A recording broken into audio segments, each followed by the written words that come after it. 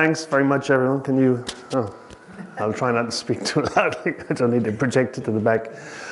It's fantastic to be here. I know some of you. I've been here, and I guess my son is 17 and my daughter's 14, so quick calculation. I guess I've been coming to Quebec for going on 25 years. I actually first came here for the Quebec Saint-Malo, a couple of them. And a lot of people actually ask, how does an Irish guy end up in Quebec? And I always reply, there's a lot of French sailors who have ended up in Quebec through the Quebec Saint-Malo, and it's a great privilege, and it's fantastic. I love it here because I really feel that the cultures are very, very similar to home. The only difference is we generally speak French, but it's fantastic for me to be here with you guys this evening and to be able to communicate in my own language. I've spent my life on the water. I grew up, as I was very kindly introduced, in Derrynane in southwest Kerry, and of course around that time we were mostly playing football, but I spent most of my time on and around the water, and windsurfing and sailing and fishing were very much kind of my sport and my activity. We were talking earlier on about the Skellig Rocks off southwest Kerry, and I used to work on those boats. So I suppose it really wasn't that surprising that I went to sea. Kind of another anecdote, I suppose, really is when I was rummaging around in the attics at home. There's a bit of an echo. Can I just turn this off? What is that? Can I just... You can't turn it up. I got bring it down. I'll bring it down. Because for the... rummaging around in the attics at home, I found old boxes of trophies, and I asked my parents what were they, and apparently they were trophies from my granddad, who would have won many trophies in a small little sailing club where he grew up. So again, I suppose it wasn't that surprising that I went to sea. No one would give me another job. Most of my time, to be honest, is actually spent down in the Southern Hemisphere.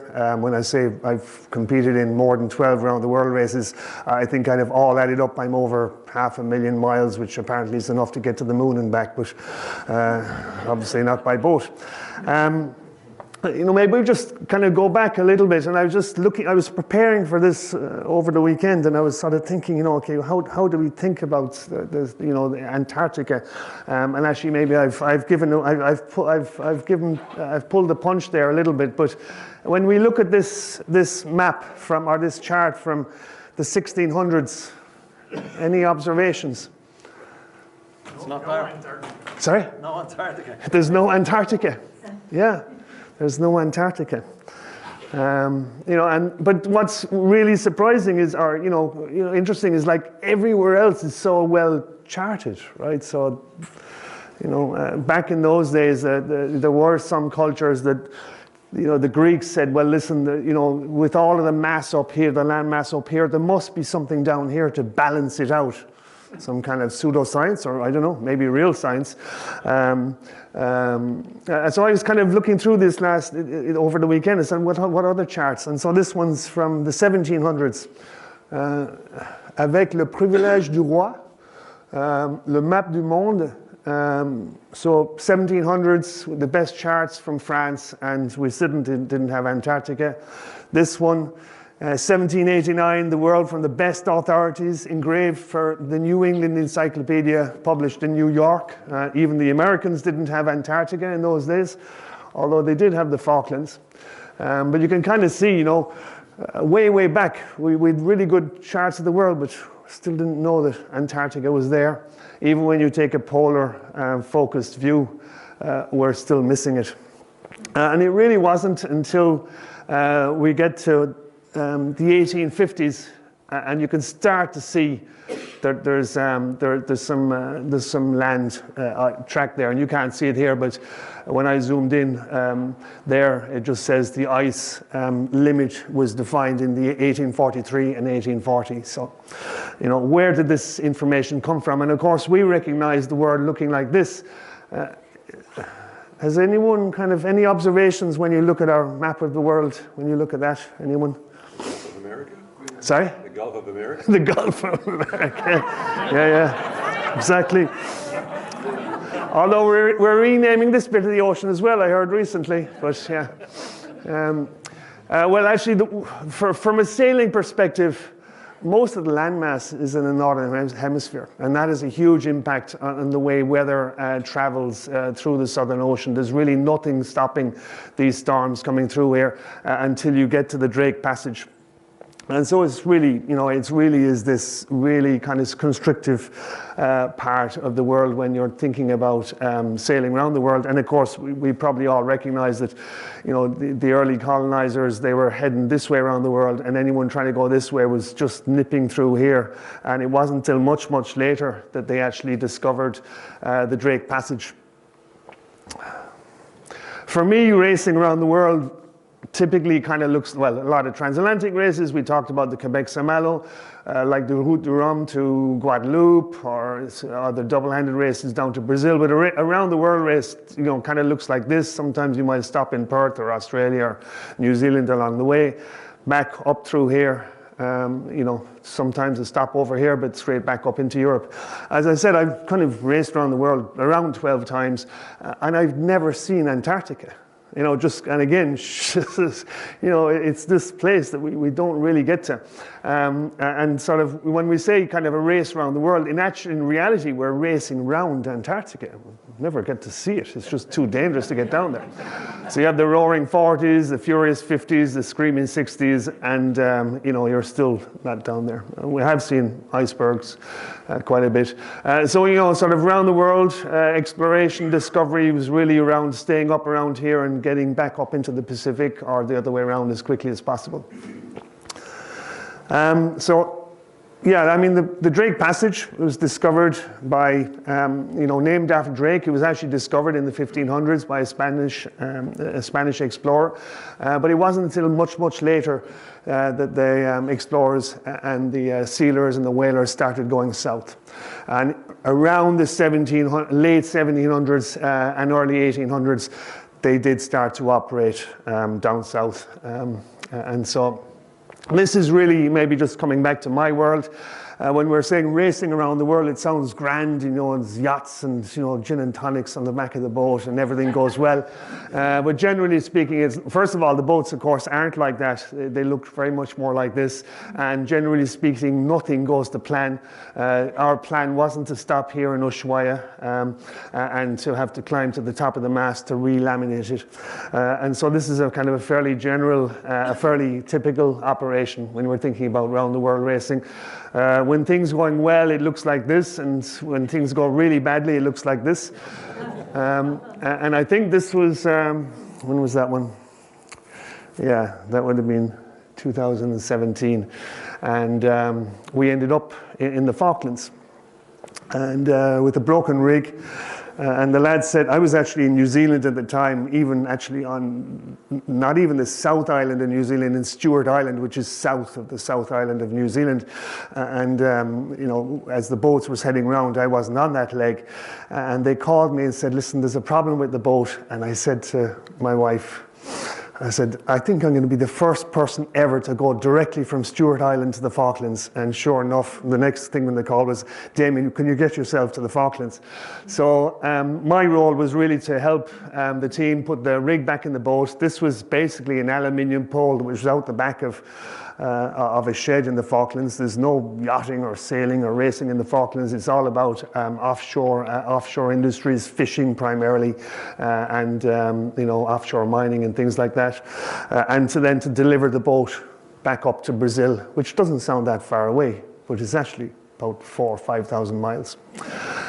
We got the boat back in the race and ended up winning the race. That's another story. But actually, while I was there, because when you're racing or when you're sailing or operating down there, it's always in the summer because the winter is just too rough. And all of the boats, this is the end of the summer, and all of the boats that operated as tourist boats or other vessels down in Antarctic were just coming out and getting ready to winter in the Falklands. And by this stage, I kind of had enough of the racing. I said, listen, Skip Novak or some of these guys who are operating these boats, if you're ever looking for someone, I've never operated, but you know, if you're looking for a skipper, you know, I'd be interested of switching careers a little bit. And sure enough, 6 months later, I was home here actually, and got an email. We're looking for a skipper and crew to run a boat down in Antarctica next season. Now I had other plans, but my wife said, listen, just to hell with the other plans, we're going. And so this is basically our story. This is actually getting the boat up to Brazil. It took a little bit longer than it normally took. But this is our plan. And ironically, or sort of coincidentally, it was 200 years exactly to another kind of momentous discovery, I would say, and another presence of the Irish in Antarctica. So we hadn't planned it, but it worked out well. So myself, my wife Lucy, and Niall McAllister, all from Munster. It was, and so we basically operated this boat down in Antarctica for 2018. It would have been. So I'm going to tell you a little bit about that story, but I think to be fair and really to, maybe more importantly highlight, this whole story of Antarctica. And we think about Crean and Shackleton and Scott and Amundsen, but before they ever got there, Antarctic was finally started to be discovered by the whalers and the sealers, as we said, in the late 1700s and early 1800s. And around that time, of course, the colonial countries were starting to look for more resources and more land. And there was quite an interesting story. So this is around the time of the Napoleonic Wars. And Edward Bransfield, who grew up in Cork Harbour, he just happened to be in the wrong place at the wrong time, or maybe the right place at the right time. And now the British Admiralty, they were no longer allowed to just grab anyone. They had to pay them. But of course, you can always find your way around the law. So the whole thing was about giving a penny, putting into the hand, and we've paid you, now you're coming with us. Press ganged into the British Navy. And they were looking basically during the Napoleonic Wars to fill about 100,000 fighting men every year. And so Ireland apparently had good stock. So Edward Bransfield was pulled into the British Navy. And fairly common in those days, even though he wasn't from sort of the British stock, he made his way up through the Navy, and 16 years later had become master and commander.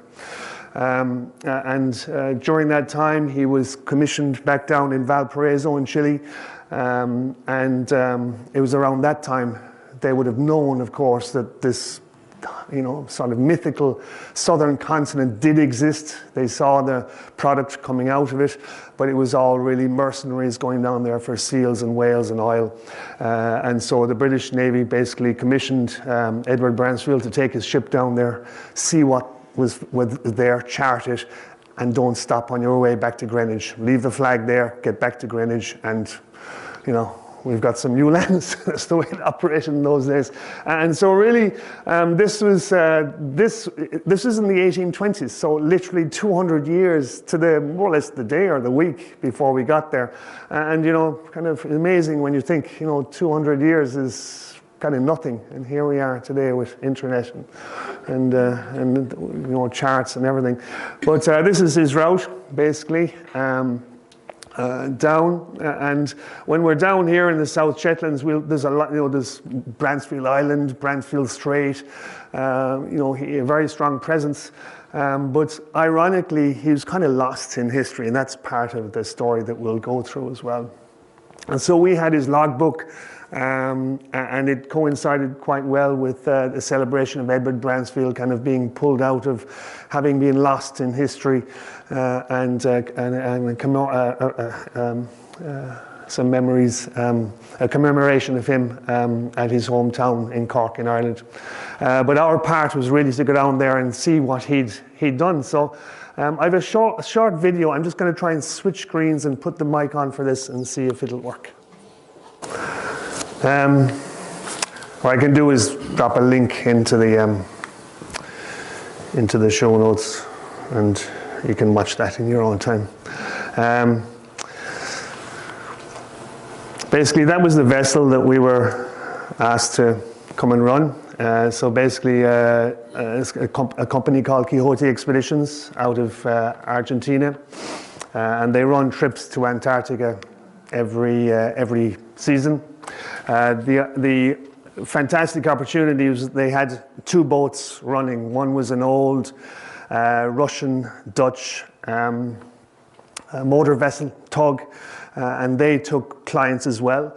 But so we kind of operated as a bidome, and they had enough space on their vessel for the food, the waste, for the full season. So where most of the other boats were up and down across the Drake Passage, we were able to stay down for the full season, for the full 3 months. So this is basically, we picked up our guests in Ushuaia. They flew in there. And then the first trip was basically straight across the Drake Passage. Now, I kind of gave a little bit of an introduction to the Drake Passage. It's not the type of place that you go as an amateur sailor, but for most of these people, this is their very first time at sea in kind of any real way. And, you know, for me, basically the briefing was like, you know, we're heading to a place where we have to be totally autonomous. You know, if you break your ankle, it's going to stay broken. You know, and we can't fix it for you, you know, so to be very, very safe.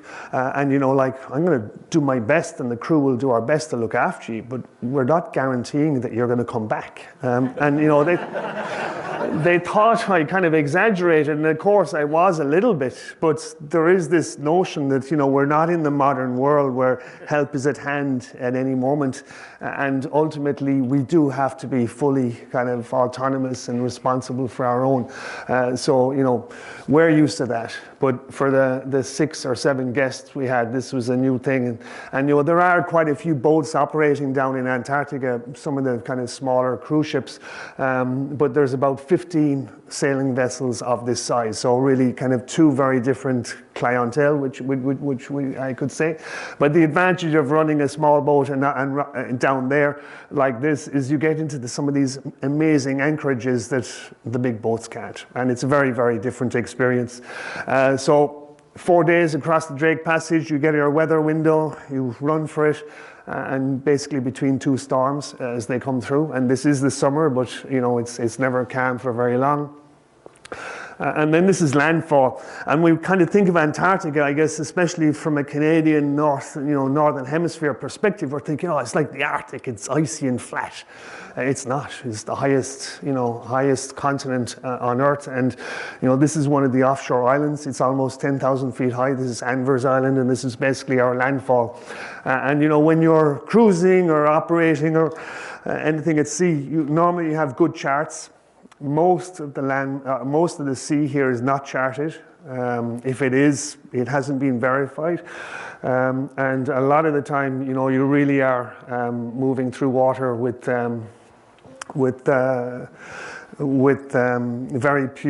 very poor charting. This is, you know, there are people that help you along the way to give you directions and stuff.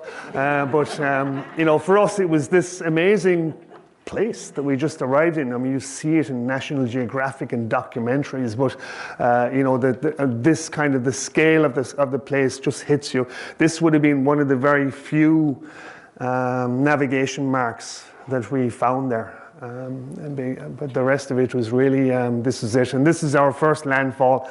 And I don't know if you can see there, but that's the boat. And you know, sort of very quickly you sort of realize that the scale of the thing. Now this is the South Shetland, so we're still not actually down on the continent yet. We're coming out of winter, so everything is iced up. And you know, we spent a little bit. Now we had been told before we get down there, don't go walking around the place. There's crevasses everywhere, you know. But of course, when you're cooped up in the boat, the first thing you want to do is get off the bloody thing, right? So, you know, and plus we're from southwest Kerry, so we know mountains is grand. So we did a bit of trekking around here, and to be fair, we were safe. You know, we had a rope with us and poles, and we're sticking them in the ground. But we came back here at at the end of the season when the nights were getting shorter, the snow had melted, and even just where we're sitting there were huge crevasses that we hadn't seen when we first arrived. So yeah, and the scale, you know, there's a kind of a bit of parallax there kind of on the photograph, but actually that, you know, glacier face there is like at least 4 times the height of the sail vessel there. So you're kind of anchoring here in this space, hoping to God that that thing that's probably been there for a couple of 100 years isn't just suddenly going to calve. But we had quite a bit of that in other anchorages. Again, this maybe gives you a better idea of the scale. I think this is us and this is the ice cliff behind it. There's quite a bit of current, you know, so like, you know, when I show this to Europeans, it's like, wow, you know, but of course, this is exactly what we see here in Quebec as well. But, you know, the big challenges for us were really, first of all, finding safe anchorages and then dealing with the ice as it floated past.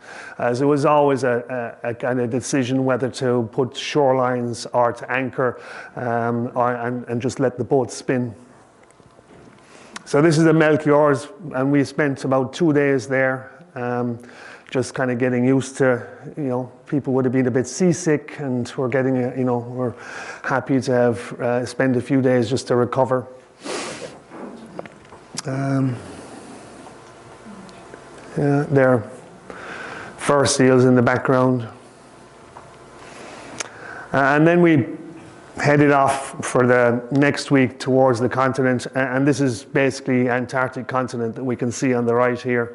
And you know, the cruising looks fabulous, but in reality it's either 60, 70, 50 knots of wind or 0. So the minute there's no wind, you go for it.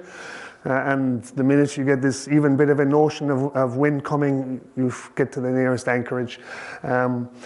Typically, when you think again of the Drake Passage, all the lows go through the Drake Passage, and Antarctica itself has this kind of continental high pressure which keeps the strong winds away in terms of anything, the synoptic wind that comes to the lows from the low pressures.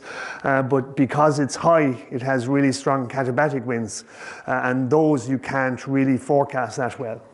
So you could be in a flat calm position like this, and within a half an hour, you know, katabatic winds coming down off the continent.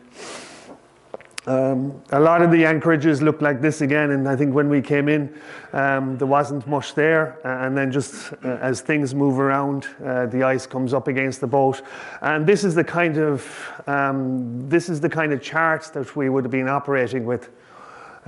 So, you know, basically nothing, just local pilotage, and you know, trying to find enough, just shallow enough water. Typically it's very, very deep water, so it's really hard to find a harbour that's shallow enough to anchor in, that doesn't have big icebergs. So it needs to be shallow enough to keep the big icebergs out, but deep enough not to be on the beach. You can't actually see it there, but right behind us is a water boat, and I think we probably have a photo of that. But just again, that's the same anchorage, just to kind of give you an idea of the scale of things. So the anchorages were always very interesting, trying to figure out how to, you know, whether to swing freely, whether to put shorelines. And that's Lucy and Caesar just getting a shoreline ashore.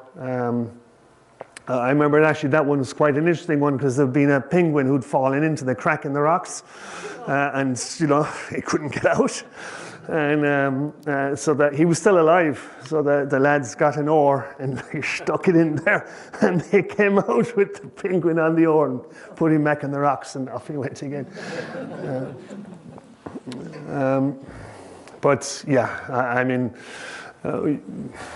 the photos really don't do it justice, just the scale of the thing.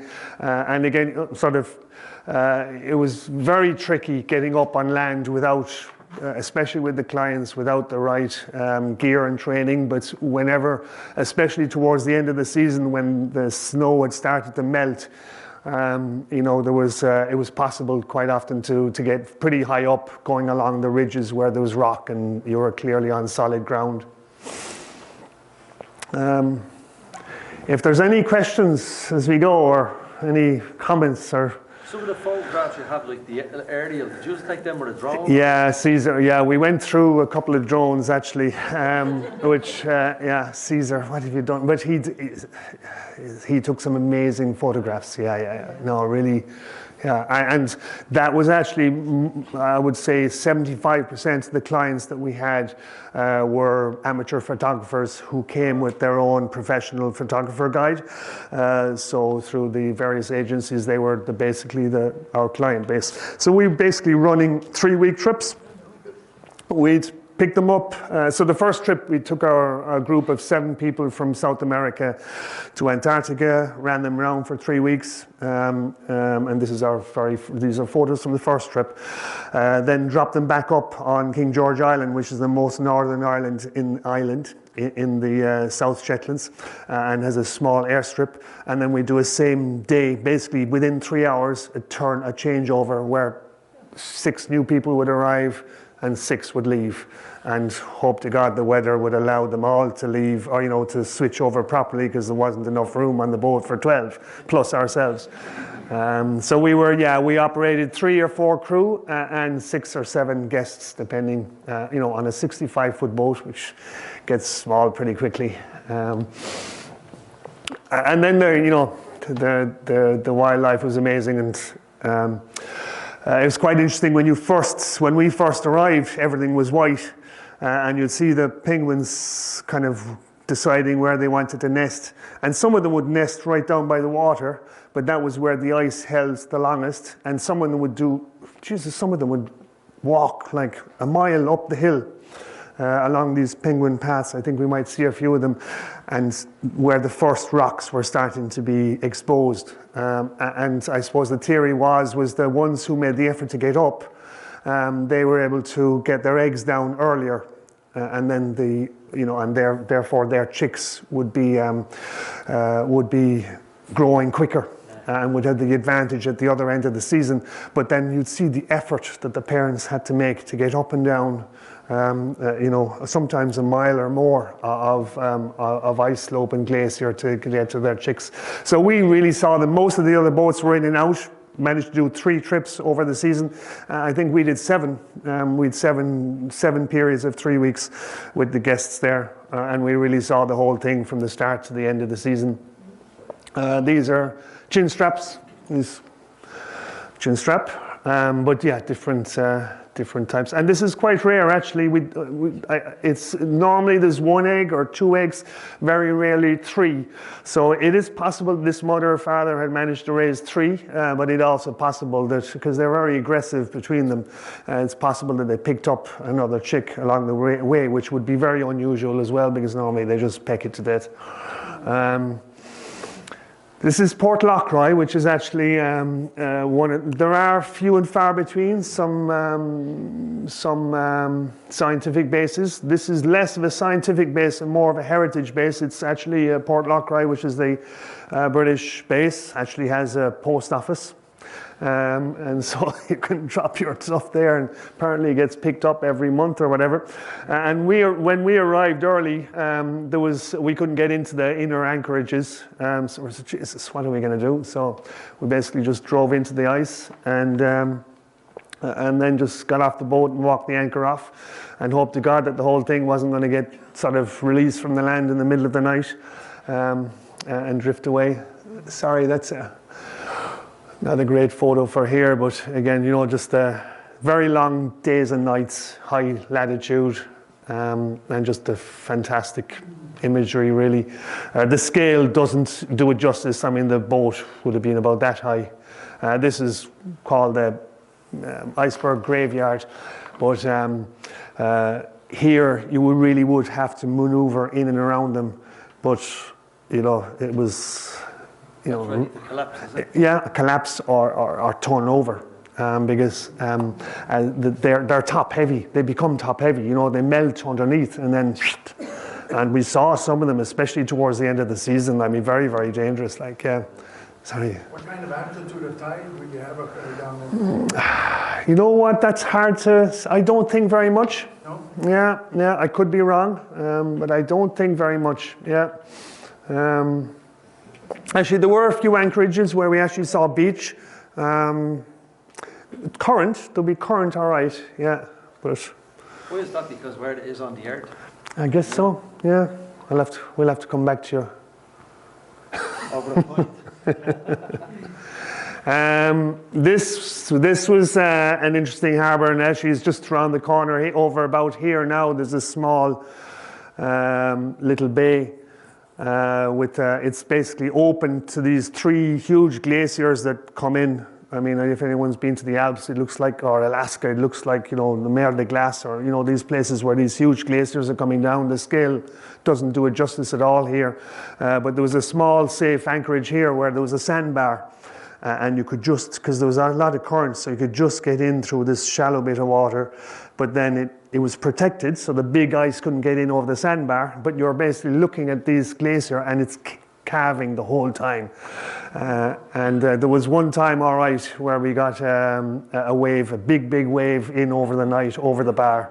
And when we woke up in the morning, we were just surrounded by ice. But yeah. Oh yeah, there we go. That's basically the same photograph.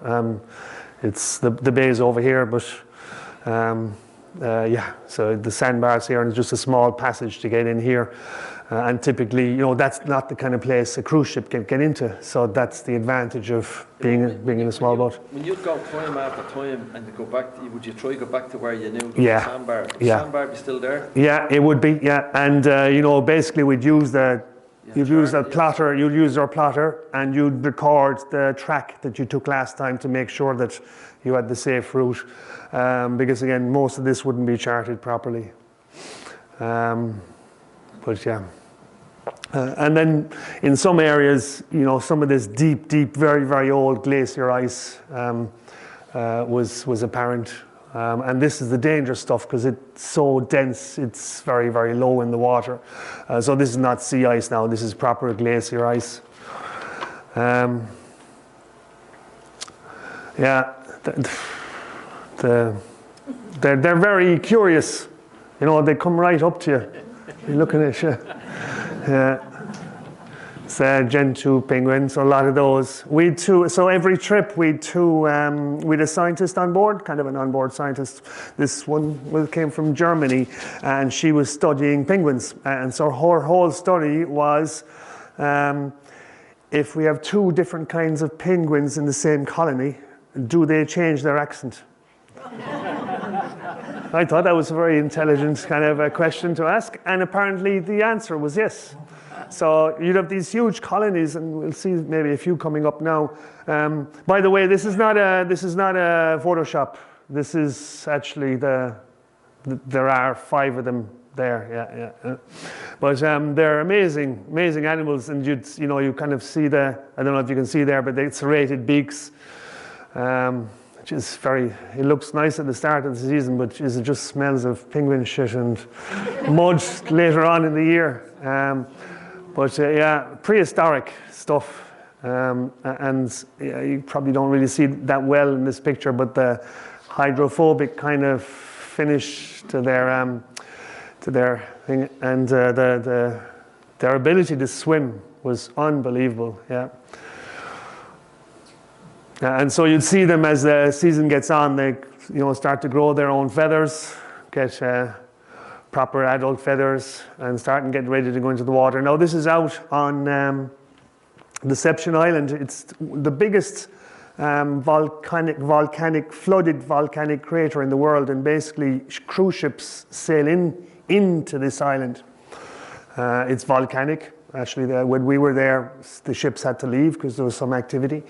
Black sand beaches, but huge. I mean, this photo doesn't do it justice. I don't know, is there another one there?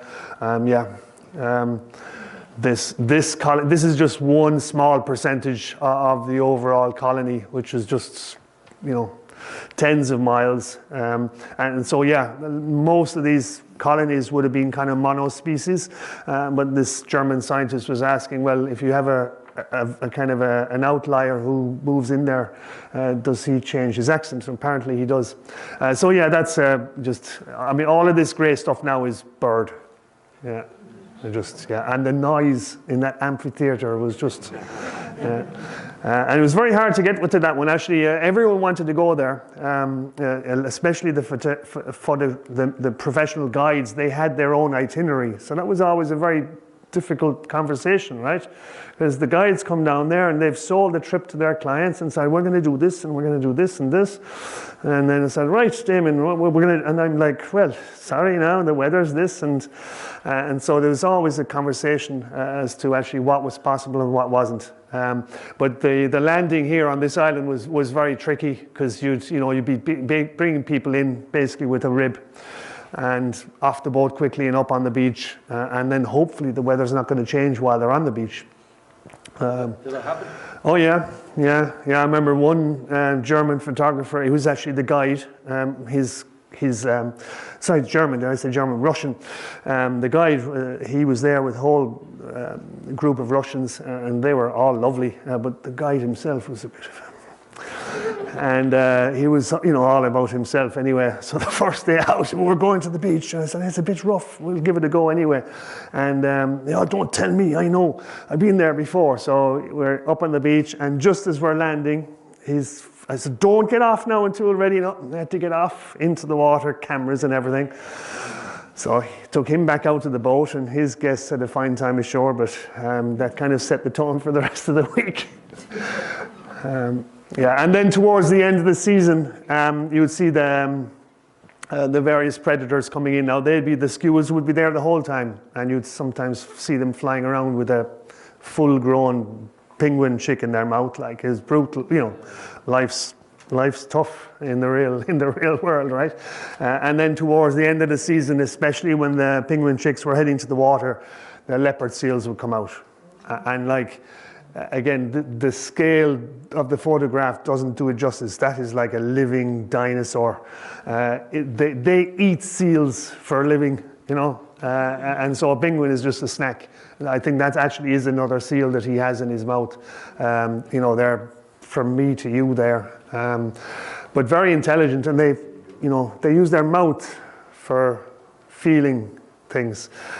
2 years before, or maybe it was a year before we got down there, there was a very famous underwater photographer who had been down there diving with these things, and we were told, don't go swimming, this is a real risk, so he'd been down, you can find him online, I can't remember, Paul Nicklin I think his name is, and he's snorkeling, is diving with these things.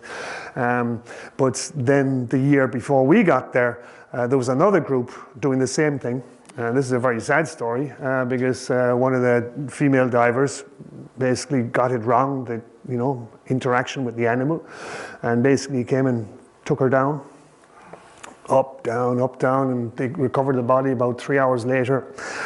Still in his mouth, but got the body back. And when they checked the dive computer, she'd been up and down to about 500 feet about 4 or 5 times. Yeah. But, yeah. Did you fish when you were down there? We didn't, actually. Oh. Yeah. But I'd say it'd be good. Yeah. These are crab eaters, I think. Yeah.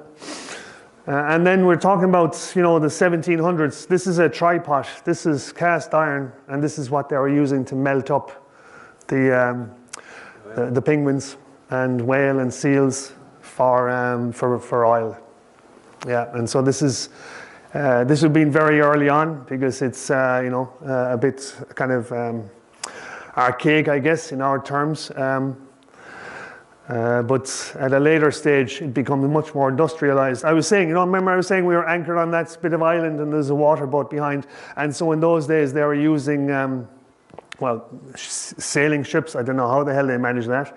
But then steam vessels, and they're using these water boats to go ashore to fill them up with ice and snow to bring the water back to the vessel. Whales everywhere, big humpbacks, southern right whales, so much krill in the water, and so quite often you'd find a place about 10 of them or more, and sometimes they'd use the boat themselves as a kind of a barrier for the krill, and they'd come up and right by the boat, and the bubble feeding and everything. Yeah. And when we think about the stories of Shackleton and Crean and the trip to South Georgia and Elephant Island, this is basically the James Caird right there. I mean, it's not the James Caird, but it's exactly the same boat. And so, you know, Antarctic is a very dry place. You know, there's not much water. Now, we even had a small bit of rain while we were there, but, you know, these boats were made out of oak or whatever they are. They're still, you could probably fix up that hole and put it back in the water. It's been there for a couple of 100 years. And this is now, you know, I was showing the tripod there. Now we're kind of getting into the industrialization of whaling, and this is on Deception. And I think if you go to Grytviken or in the South Georgia, they're even huger silos. But this is, you know, I mean, you know, each one of those panels is about 10 feet high. So you can kind of see the scale. These would have been full of whale oil. Obviously, yeah. And this is these things just lying around the place. Yeah, killer whales there, orca. Yeah.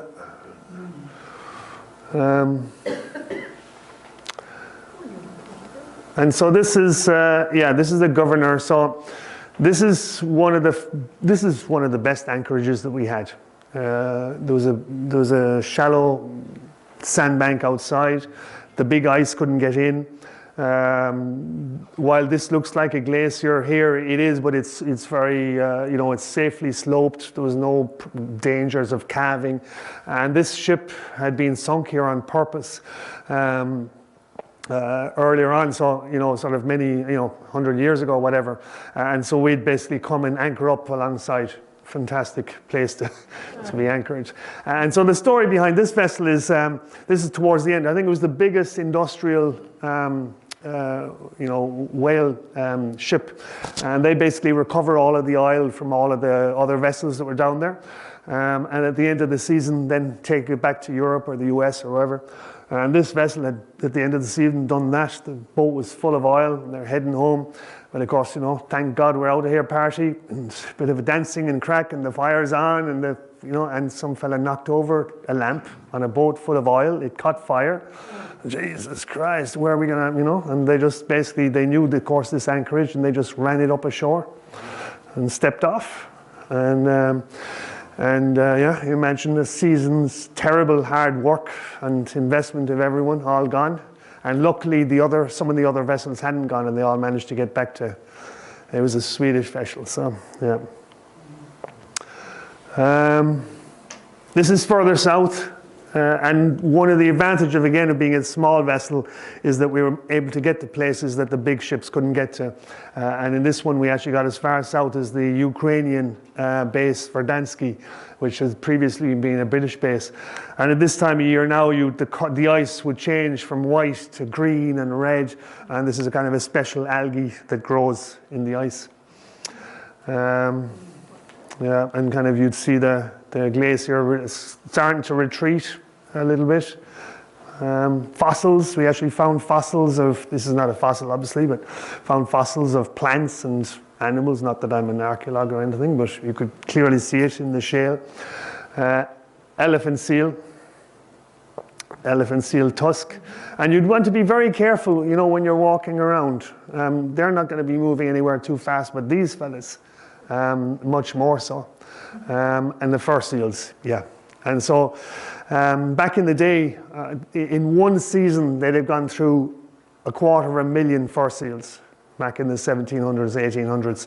And they reckon there was something like, you know, 20 million or something over the full period of sealing down there. But these are amazing animals with very, you know, quick moving and aggressive, yeah. Yeah, there was one place, I think it was this island actually, where there was just amazing biodiversity. None of the cruise ships could get here. But the thing is, these colonies are so dense because they're squeezed between the glacier and the shoreline. So you have to be fairly careful where you land because, you know, it's very intrusive, first of all, in these colonies that aren't used to human. But then you also need to be able to move yourself and your gang safely around the place. Most of the birds we saw were chin straps or gentoos, but this was a pair of macaronis, I think. I'm probably pronouncing that wrong, but interesting, like this huge colony of like 1,000 or 10,000 birds, and there's these two fellas, so they'll probably change their accent, but you'd see them all very, very different. Like these were very, I don't know, anyone got kids or anyone watch Happy Feet? Right? And kind of the birds in this, Disney representation of penguins, they all have different characters. But I swear to God, it's exactly like this. And actually in the Happy Feet, these are kind of projected of South American little fellas with they're exactly like that. The rest are very kind of, this colony of chinstraps, fairly quiet, except for these two fellas. And you'll see the one coming up to the other one, she's been away for the day or whatever. And the huge fancy dance between the two of them, yeah. And then you see them towards the end of the season, then they're molting and getting ready to head back to sea for the rest of the winter. This is an interesting place. Actually, this is called Port Charcot. So Charcot, the French admiral who basically did a lot of exploring down there. And he would have overwintered, and I think he overwintered in this anchorage. And it looks idyllic. But again, the wind changes and comes the other way at 50 knots. Within 2 hours, that bay becomes full of brash ice, small glaciers, and a death trap, basically. And there was a couple of times where we'd have kind of gone in here, and then just the wind's turning, you could see the ice coming, and you'd quickly go around to the other side to anchor up. So you really have to be awake to what's going on. This is one of the places where we did get up onto the land pretty high. I don't think this is a drone shot, actually. I think this is from the land. How many hours would you get onto the land for? Sometimes the whole day, yeah. It really depends. Again, this is very idyllic, but again, it really depends on how safe it is. And there were places you could stay for days, and there were places you could only stay for half an hour. Yeah. So we're pretty. Yeah, that's probably a good couple of thousand feet high there, I'd say, above the clouds, and you could hear the whales going off in the bay. Yeah. But when you went out hiking there, say for the day, would you not be afraid to get caught by the weather? Yeah, well, we'd always leave someone on the boat, and you'd only be able to do it if you were 100% sure. You have no weather forecast there, do you? Grid files, so some pretty numerical weather files. Yeah, exactly. but there's not like really. It's going to be a nice day this afternoon. You've got to do all that interpretation yourself. And again, katabatic winds can just throw that all out the window very quickly. I've done a. It's very hard to represent this through photographs. But the way I say it is. I don't think the human mind is really designed to interpret the scale of things down there, And what I say is kind of that what the eye sees, the brain just can't really conceptualize. So when you're ever reading those books about Crean and Shackleton, these fellas there, kept going down there, Now, maybe they didn't have another job, or maybe just life at home was shite, but I think it's also part of, or very, very tough, right?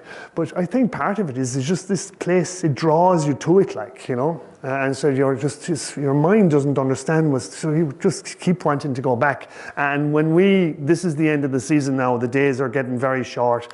It's very hard to start navigating around the place when the day is short, because you don't want to be sailing around or moving around at night. So when we first arrived, we had basically 2.5 hours of night time, and the rest was daylight. And at the end, it was becoming to be the opposite, and that was time to get out of here, lads. The season is over. But in the library on board, we had a few books of boats that had overwintered, and I was kind of semi-serious. I was like, maybe we should just fly the guests home and we'll stay down here over winter. But that's another adventure maybe sometime.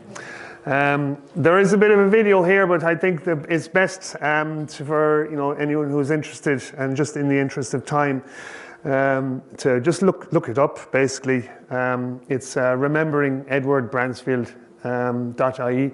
And Jim Wilson is really the expert behind this whole story. Who was Edward Bransfield? Why do we not really know about him? We know about Shackleton and Crean, and but basically, as he says it, there were no deaths. The boat didn't sink. He didn't get stuck in the ice. The Admiralty lost his logbook. And so kind of, Edward Bransfield was really lost to history. He was the first person to formally chart Antarctica and to formally chart this whole continent that had just remained a myth up to date. The other side of that story, and this is really just coincidence, but a Ukrainian Russian, Bellinghausen, arrived into the Antarctic Peninsula within the same week as Bransfield. And while Bransfield had been missioned to head straight back to London, and he did that and reported, and he wanted to go back down there again, but they never gave him another commission after that. But in the meantime, Bellinghausen spent the rest of the season circumnavigating Antarctica and charting it.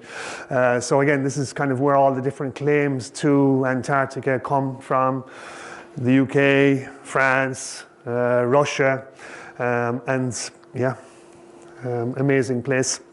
So that's it. There's a couple of nice videos there that we'll link you to, but you can find them online if you're looking for me.